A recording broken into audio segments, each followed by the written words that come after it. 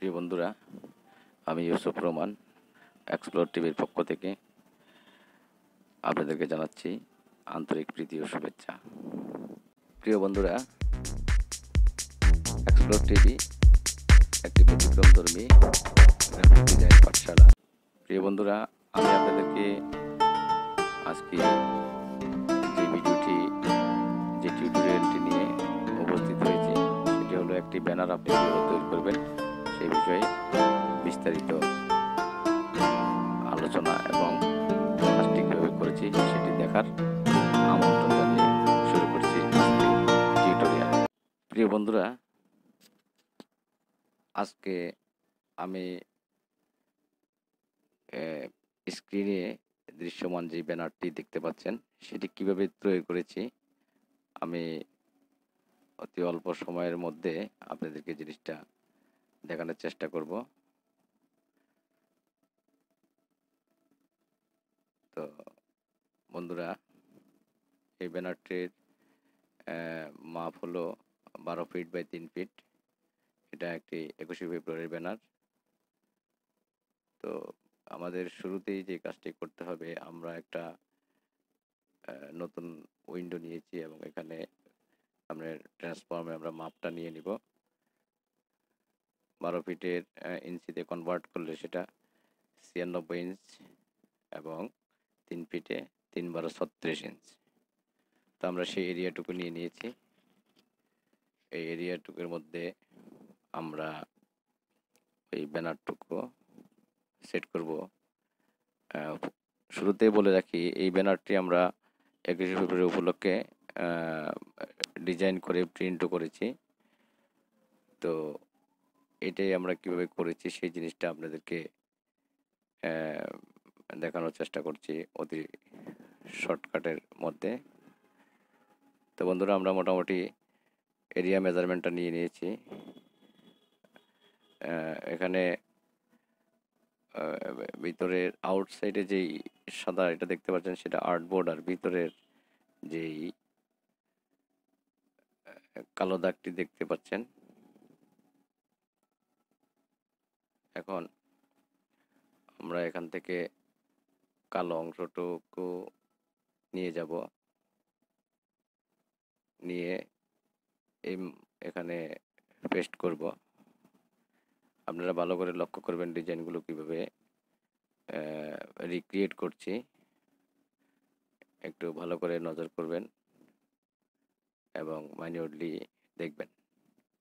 তো আমরা এখানে প্রিভিউ দিয়ে আর্টওয়ার্ক প্রিভিউ দিয়ে আমরা অ্যাঙ্কর দ্বারা কর্নারে সেট করলে অ্যাকোরেট আমার অ্যালাইনমেন্টটা ঠিক থাকবে টপ অ্যান্ড লেফটে। তো আমরা এটার এখানে সেট করলাম।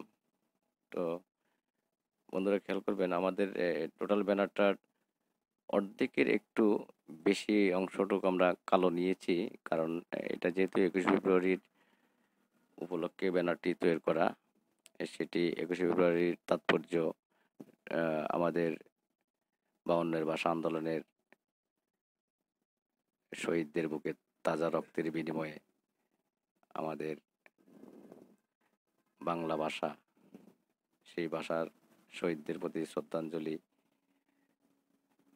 তো সেই ক্ষেত্রে শোকের যে একটা মাতম, সেটা আসলে শোক বলতে আমরা কালো দিয়ে আসলে বেশিরভাগ বুঝে থাকি।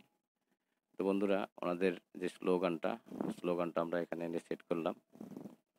সেট করে লেফট এবং টপে একই মাপ মেজারমেন্ট রাখলাম। ওনাদের স্লোগানটা নিয়ে যাই কপি করে। ওনাদের স্লোগান থেকে আমরা স্লোগানটা সেন্টার পজিশনে সেট করি এবং টপ পজিশনে সেট করলাম,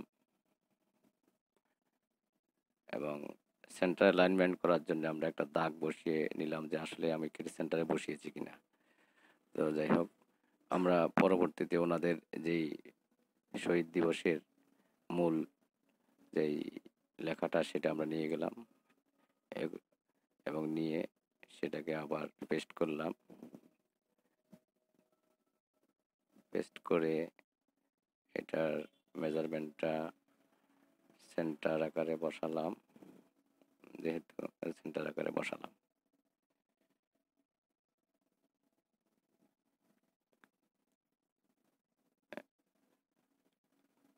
পরবর্তীতে 16 আনা শ্রদ্ধাঞ্জলি এই লেখাটা আবার কপি করে এখানে পেস্ট করেছি এবং এটাও সেন্টার পজিশনে দিয়েছি।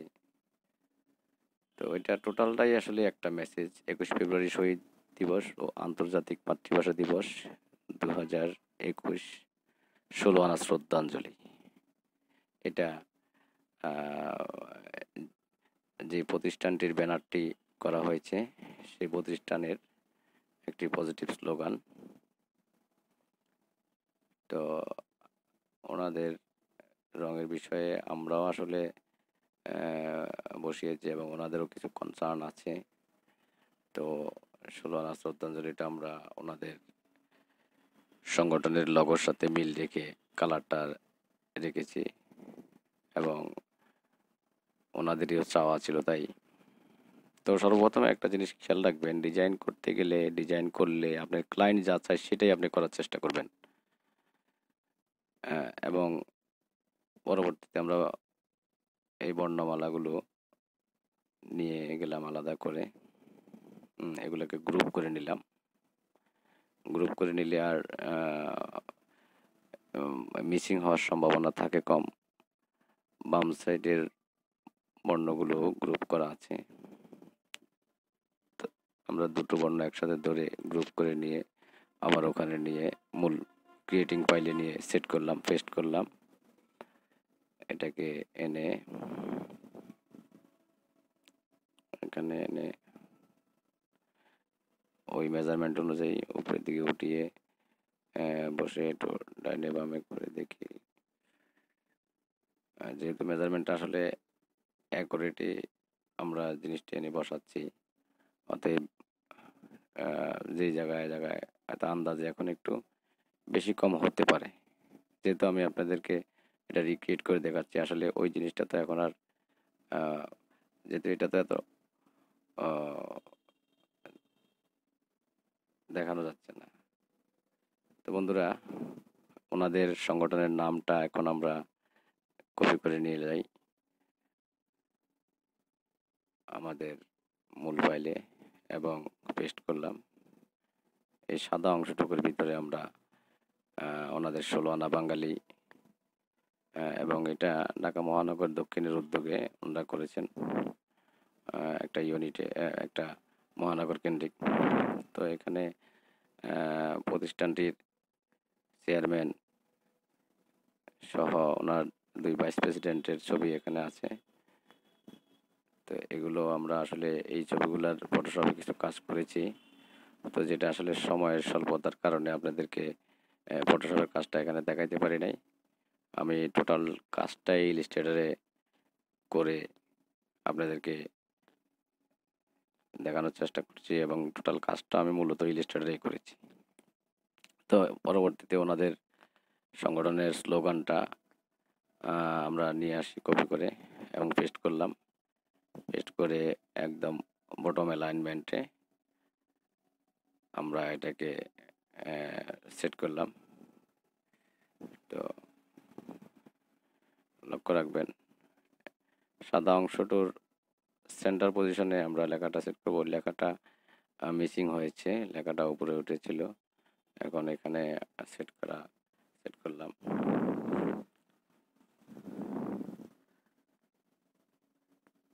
এখন মোটামুটি এক নজরে ওনাদের সাবেক ডিজাইনটা দাঁড়িয়ে গেল। তো এখন আমরা এটা প্রয়োজনে একটু অ্যালাইনমেন্টগুলো ঠিক আছে কিনা এগুলো একটু একটু প্রয়োজনে বড় ছোট করেও দেখি কেমন লাগে। যেহেতু স্পেস আছে, যেহেতু ওনাদের প্রতিষ্ঠান, এটা একটু বড় হলেই ভালো। প্রতিষ্ঠানটি সুন্দরভাবে এবং ওনারা লক্ষ্য করছেন যে ওনাদের লোগো কালার, ১৬ বাঙালির যে লোগো কালারের সাথে ওনাদের ১৬ শ্রদ্ধাঞ্জলির একটা যে সিমিলার রয়েছে, এটা কিন্তু আসলে ডিজাইন, আসলে এগুলা অনেক কিছু ডিজাইনের ভিতরে থাকে, রঙের সাথে, লোগোর সাথে, কোম্পানির সাথে এগুলা মিল থাকে। এগুলা মিল করেই ডিজাইন করতে হয়। কর্পোরেট ডিজাইনের ক্ষেত্রে এই জিনিসগুলা সবসময় আপনারা করবেন। তো আমি ভবিষ্যতে আপনাদের সাথে কর্পোরেট ডিজাইন নিয়েও একের পর এক পর্বে আসবো। তো দীর্ঘদিন এই গ্রাফিক লাইনে কাজ করার সুবাদে অনেক ডিজাইন করেছি বিগত দিনে। আসলে কোনো সময় ভাবিনি যে আসলে দেখাবো বা আপনাদের জন্য এই ভিডিও বানাবো।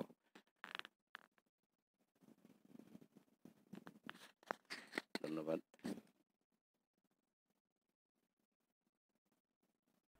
তো মোটামুটি এই ডিজাইনটা ওনাদের দাঁড় করে ফেলেছি, যেহেতু আমরা এটা পূর্বেই করেছি। এখন শুধু রিক্রিয়েট করে স্বল্প সময়ের ভিতরে আপনাদেরকে দেখানোর চেষ্টা করছি, আপনাদের জন্য ভিডিওটা বানিয়ে। আপনারা অবশ্যই ধৈর্য সহকারে দেখবেন, এবং আসলে কিছু জিনিস মানুষ দেখে শিখে, কিছু জিনিস আপনার পুঁথিগত বিদ্যার থেকে শিখতে হয়। তো এই ডিজাইনের ক্ষেত্রে আপনি দেখে অনেক কিছু শিখার আছে, অনেক কিছু শিখতে পারবেন। শুধু এখানে প্রয়োজন হবে আপনার ধৈর্যর, এবং এই ধৈর্য সহকারে শিখলেই আপনার সফলতা আসবেই। আপনি ভালো কিছু করতে পারবেন। আপনার দ্বারা গ্রাফিক্সের অনেক কিছু সম্ভব। আপনি হাল ছেড়ে দেওয়ার কোনো সুযোগ নেই। ভালো কাজের সাথে যুক্ত থাকলে ভালো লাগবে। আপনি চেষ্টা করবেন প্রত্যেকটি কাজ যেন প্রিন্ট করা যায়, বা যে যাদের জন্য করেছেন